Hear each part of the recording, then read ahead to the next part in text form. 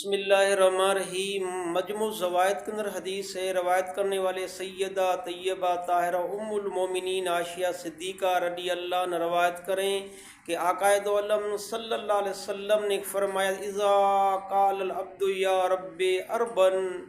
جب بھی کوئی بندہ اللہ کے دربار میں یا رب 4 مرتبہ پکار لیتا ہے، یا رب یا رب یا رب یا رب پکار لیتا ہے تو اللہ کی ذات ان کو طرف متوجہ ہو جاتا ہے، لبیک عبدی، اے میرے بندے میں حاضر ہوں، سل تو آپ سوال کریں آپ کو عطا کر دیا جائے گا۔ یعنی یہ اتنے بابرکت کلمات ہیں، یا رب یا رب یا رب یا رب، اتنے بابرکت کلمات ہیں کہ آقا دو عالم نے فرمایا رب العالمین کی ذات مخاطب ہو جاتا، لبیک عبدی، میرے بندے میں حاضر ہوں، سل تو سوال کریں آپ کو عطا کر دیا جائے گا۔